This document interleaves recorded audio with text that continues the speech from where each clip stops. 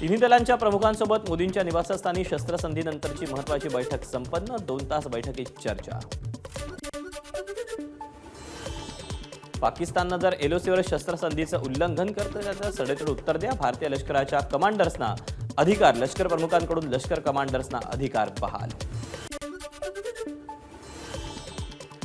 Operation सिंदूर अजूनही संपलेलं नाही, भारतीय वायुदलाकडून अधिकृत भूमिका स्पष्ट, आतापर्यंत दिलेली जबाबदारी वायुदलानं चोखपणे बजावली।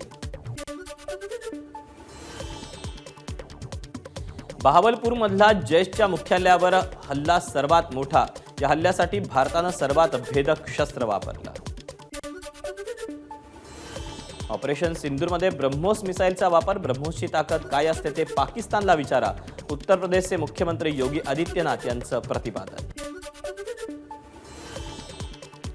अमेरिकेमुळे शस्त्रसंधीचा ऐतिहासिक निर्णय झाला, याचा अभिमान, शस्त्रसंधीनंतर अमेरिकेचे अध्यक्ष डोनाल्ड ट्रम्प यांचं वक्तव्य। अनेक दशकांपासून प्रलंबित असलेल्या काश्मीर प्रश्नावर तोडगा काढण्यासाठी काम करणार, शस्त्रसंधीनंतर अमेरिकेचे अध्यक्ष डोनाल्ड ट्रम्प यांचं वक्तव्य। युद्धात लाखो जीव गेले असते, मात्र दोन्ही देशांनी घेतलेला निर्णय कौतुकास्पद, अमेरिकेचे राष्ट्राध्यक्ष ट्रम्प यांचं वक्तव्य। ट्रम्प यांनी कोणत्या अधिकारांना मध्यस्थी केली, संजय राऊतांचा सवाल, ट्रम्प यांचा संबंध काय, भारत स्वतंत्र राष्ट्र, राऊतांची टीका। पाकिस्तानला धडा शिकवण्याची वेळ असताना राजकीय नेतृत्वानं कच खाल्ली, कोणाला तरी फायदा व्हावा म्हणून ही युद्धबंदी केली, राऊतांचं टीकास्त्र। डोनाल्ड ट्रम्प आमची दिशा ठरवणार का, ट्रम्प हे राजकारणी नाही तर व्यावसायिक आहेत, जितेंद्र आव्हाडांची प्रतिक्रिया। पाकिस्तान हा विश्वासघातकी देश, अमेरिकेची मध्यस्थी म्हणजे नाक खुपसण्याचा प्रकार असल्याचं निवृत्त ब्रिगेडियर हेमंत महाजन यांची प्रतिक्रिया। शस्त्रसंधीच्या निर्णयावर माजी लष्कर प्रमुख मनोज नरवणेंकडून आश्चर्य व्यक्त, हल्ला झाल्यावरच प्रत्युत्तर देण्यापर्यंत थांबू नका, अशी संधी पुन्हा येणं अवघड असल्याची प्रतिक्रिया। शस्त्रसंधीच्या निर्णयानंतर राजकीय फायदा काय झाला याचा हिशेब होईल, माजी लष्कर प्रमुख VP मलिक यांची प्रतिक्रिया। लोकसभेचे विरोधी पक्षनेते राहुल गांधी आणि काँग्रेस अध्यक्ष मल्लिकार्जुन खरगेंचं पंतप्रधानांना पत्र, पहलगाम हल्ला ऑपरेशन सिंदूर युद्धविरामाबाबत चर्चेसाठी अधिवेशन बोलावण्याची मागणी। पहलगामचा बहाणा करून भारतानंच युद्ध छेडलं, पाकिस्तानचा कांगावा, भारतानं निष्पाप लोक, मशिदी आणि शहरांना लक्ष्य केलं, पाकिस्तानचे पंतप्रधान शहबाज शरीफ यांचे दावे। पाकिस्तानचे पंतप्रधान शहबाज शरीफ यांच्या उलट्या बोंबा, भारतानंच अमेरिकेपुढे गुडघे टेकून शस्त्रसंधीसाठी गळ घातल्याचं शरीफ यांचं वक्तव्य। जम्मू काश्मीरच्या आरेसपुरा सेक्टरमध्ये पाकच्या गोळीबारात जवान सुनील कुमार शहीद, जम्मूतील त्रेवा गावात रायफलमन जवान सुनील कुमार यांच्यावर लष्करी इतमामात अंत्यसंस्कार। सरकारनं शस्त्रसंधी केली पण लष्कराकडून शस्त्रसंधीचं उल्लंघन, शस्त्रसंधी मोडून मुनीर स्वतःची प्रतिमा उजळवत असल्याची टीका।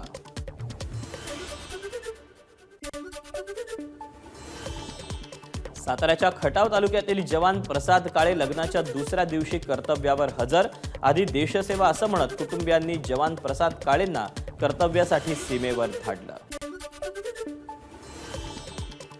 युद्धविराम झाला असला तरी भारत पाकिस्तान सीमेवर तणाव, त्यामुळे जवानांच्या सुट्ट्या रद्द, परभणीतील 3 जवान सीमेकडे रवाना। परळीतील वैद्यनाथ ज्योतिर्लिंग मंदिरात भारतीय सैन्याच्या शौर्याला वंदन करण्यासाठी रुद्राभिषेक, नागरिकांची मोठ्या संख्येने उपस्थिती। सिद्धिविनायक मंदिरात आजपासून हार, नारळ आणि बाहेरून प्रसाद घेऊन जायला बंदी, भारत पाकिस्तान सीमेतील तणावाच्या पार्श्वभूमीवर धार्मिक स्थळांवर सतर्कता। शिर्डीतील साईबाबांच्या मंदिरात हार, फुलं, प्रसाद नेण्यास मनाई, आजपासून साई संस्थांकडून निर्णयाची अंमलबजावणी। तुळजाभवानी मंदिरात पर्स, बॅग देण्यास बंदी, भारत पाकिस्तान सीमेमध्ये वाढलेला तणाव आणि युद्धजन्य परिस्थिती लक्षात घेता मंदिर प्रशासनाचा निर्णय। जैसलमेरमध्ये पडलेले क्षेपणास्त्राचे अवशेष लष्कराकडून निष्क्रिय. त्या परिसरात अनेक संशयास्पद गोष्टी आढळल्याची पोलिसांची माहिती. राजस्थानातील जैसलमेरमध्ये काही प्रमाणात परिस्थिती पूर्ववत, सामान्य नागरिकांचा रस्त्यावर वावर.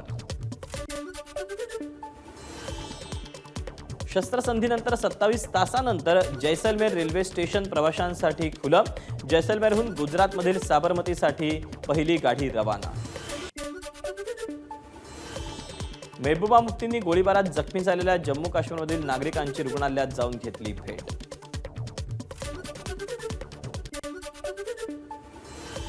जम्मूमध्ये रात्रभरात कोणताही गोळीबार किंवा ड्रोन हल्ला न झाल्याची माहिती. सध्या जम्मू शहरात तणावपूर्ण शांतता. श्रीनगरमध्ये जनजीवन हळूहळू पूर्वपदावर. भारत पाकिस्तानमधील शस्त्रसंधीनंतर हळूहळू परिस्थिती सामान्य व्हायला सुरुवात. लाल चौक परिसरातील दुकानं पुन्हा एकदा उघडली. काल रात्री आकाशात ड्रोन दिसल्यानंतर श्रीनगरमधील सर्व दुकानं ही बंद करण्यात आली होती. सीमेला लागून असलेल्या गावांमध्ये राहणाऱ्या लोकांसाठी जम्मूतील आरेसपुरात कॅम्प. मदतीसाठी नागरिकांच्या लांबच लांब रांगा. भारत पाकिस्तानमधील युद्धबंदीनंतर सीमावर्ती भागात राहणारे लोक त्यांच्या घरी परतले.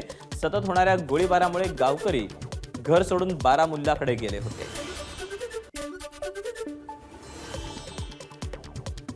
जम्मू काश्मीरच्या अखनूरमध्ये सध्या तणावपूर्ण शांतता. रात्रभरात कोणताही गोळीबार किंवा ड्रोन हल्ला नाही. सध्या परिस्थिती सामान्य. जम्मू काश्मीरच्या पूंछमध्ये रात्रभरात कोणताही गोळीबार नाही. सध्या परिस्थिती सामान्य. पंजाबच्या पठाणकोटमध्ये सकाळपासून परिस्थिती सामान्य. काल रात्रभरात गोळीबार किंवा ड्रोन हल्ल्याचं वृत्त नाही. युद्धबंदीनंतर पंजाबमधल्या पठाणकोटमध्ये बंदोबस्त कायम. पोलिसांकडून शहरातील अनेक ठिकाणी नाकाबंदी. कुपवाडा बाजारपेठ पुन्हा एकदा खुली. भारत पाकिस्तानमधील शस्त्रसंधीनंतर नागरिकांची रस्त्यावर वर्दळ. गेल्या काही दिवसांपासून गोळीबार आणि सततच्या ड्रोन हल्ल्यांमुळे अशांत असलेल्या अमृतसरमध्ये परिस्थिती सामान्य. शस्त्रसंधीनंतर पाकिस्तानकडून सायबर युद्धाला सुरुवात. सरकारी, आर्थिक आणि संवेदनशील क्षेत्रांना सायबर सुरक्षा मजबूत करण्याचे केंद्राचे निर्देश. महात्मा गांधींची हत्या हा पहिला दहशतवादी हल्ला असल्याचा हर्षवर्धन सकपाळांचा खळबळजनक वक्तव्य. कुत्र्याची शेपटी वाकडी ती वाकडीच ती सरळ होत नाही, त्यामुळे कापावीच लागेल. पाकिस्ताननं शस्त्रसंधीचं उल्लंघन केल्यावर एकनाथ शिंदेंची प्रतिक्रिया. भारतीय सैन्याचं मनोबल उंचावण्यासाठी इंदापूरमध्ये तिरंगा रॅली. माजी सैनिक, शिंदेंच्या शिवसेनेतील पदाधिकाऱ्यांचं सामान्य नागरिकही सहभागी. धुळ्यात शिवसेनेच्या वतीनं तिरंगा रॅली काढून भारतीय सैन्याला मानवंदना. राष्ट्रप्रथम ही भावना मनात रुजावी आणि जनता सैन्यासोबत असल्याचा रॅलीमधून संदेश. पावसामुळे पाणी पातळीत वाढ झाल्यानं जम्मू काश्मीरमधील सलाल धरणाचे काही दरवाजे उघडले. मोठ्या प्रमाणात विसर्ग.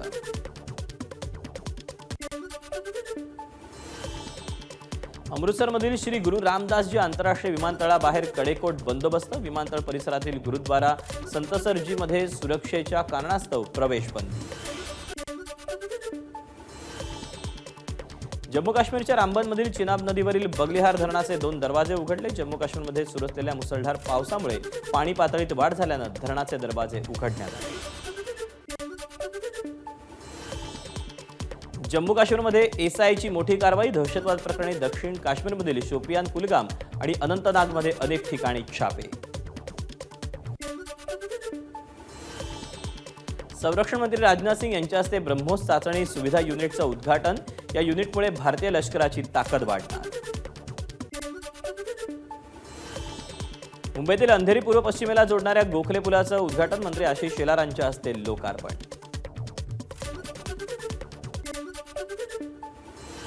नाशकात वादळी वाऱ्याचा अवकाळी पाऊस. पावसामुळे शेतीचं अतोनात नुकसान.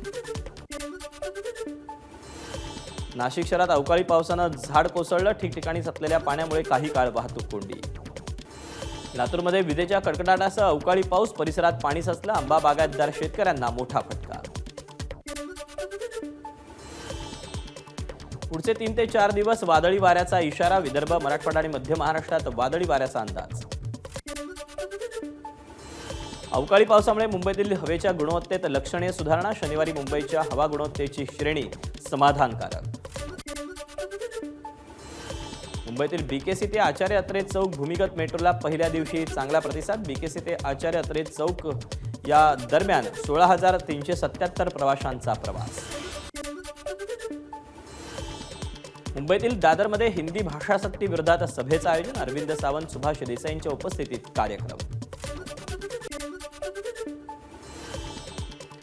1ली ते 12वीसाठी सर्व शाळांमध्ये मराठी सक्ती असावी. हा कायदा उद्धव ठाकरेंच्या काळात केला गेला.